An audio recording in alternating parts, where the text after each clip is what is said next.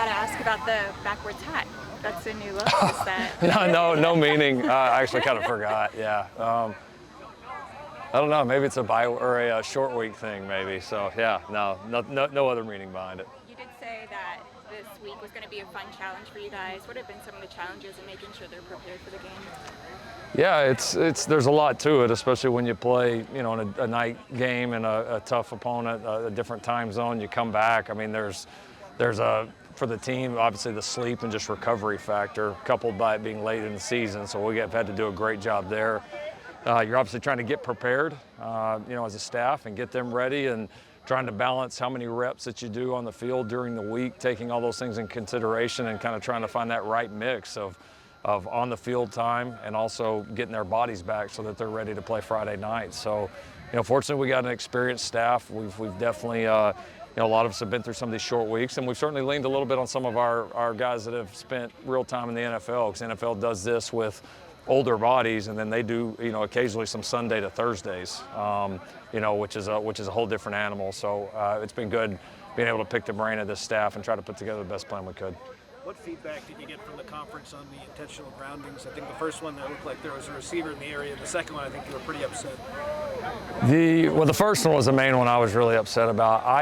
We have not gotten the feedback yet. It may be there now. I've had a chance to look at it today. I know what the feedback will be on that one. I mean, that one, my youngest daughter, Stella, could do that one. So, we'll see what they say on the other ones, but the one was pretty obvious. It was just a miss.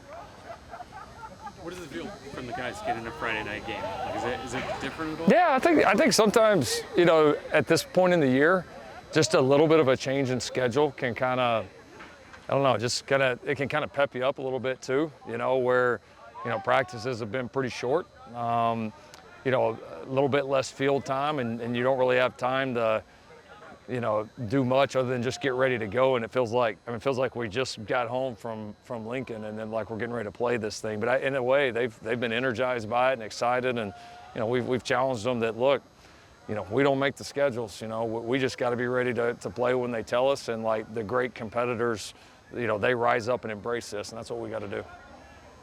The CFP polls, your rankings came out yesterday. USC's number 19. I know you probably don't pay too much attention to your rankings, but does that show progress from where you started at the beginning of the season?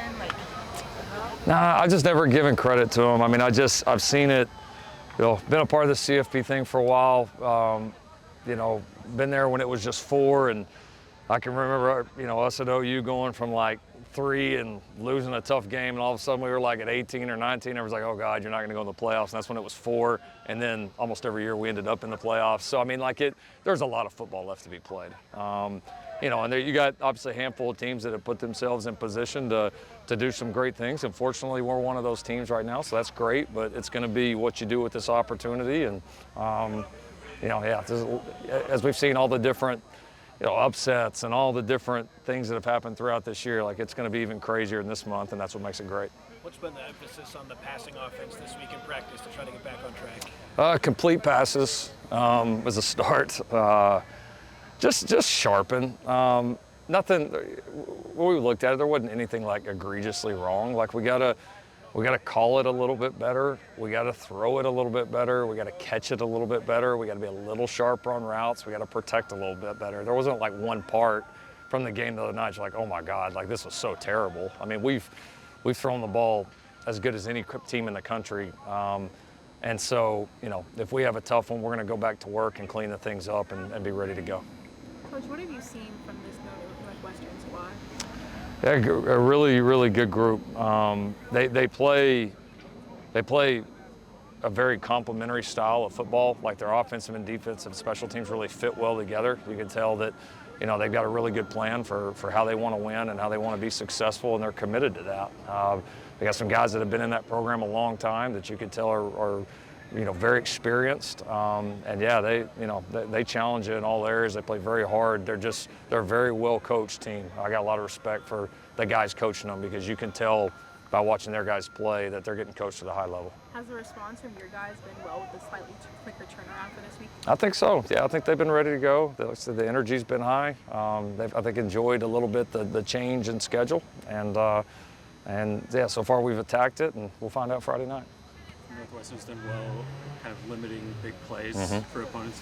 They fight like maybe frustration because you guys have hit a bunch this year. Yeah, I mean, it'll definitely be a big part of this game, but it's a big part of every game. You know, they do a good job. I know I mentioned it yesterday. They do such a good job of, they don't give up things. You know, when you see people make a play against them, they've typically just made a really good play. It's not, there's very few like busts or miscommunications where they just give somebody a freebie. And again, I've always said like that's one of the, I think, qualities of great defenses. They make you earn every yard, and this group does a really, really good job of that. And they got some guys that have played a lot of ball for them. They're just very steady, very fundamental sound.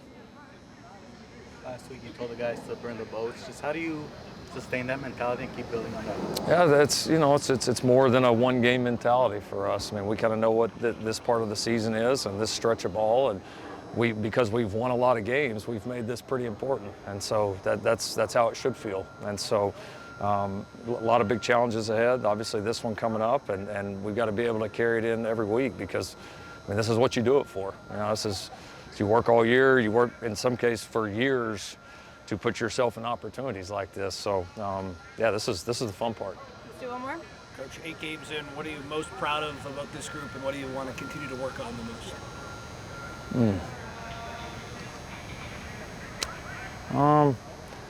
I think the thing I'd say I've been most proud of, I feel like the way we've overcome the number of significant injuries and missed time on both sides of the ball would be the thing I'm most proud of because it hasn't been a very good year for that, and we've largely been able to overcome that. You know, I think the thing that I'm looking forward to seeing the most is how well we really accelerate here at the end of the year, you know, and our goal of playing our best football right now is kind of right there in front of us, and what a time to do it. So this is the time we've taken a lot of steps in this program over the last few years. This is the time to take another one of those steps.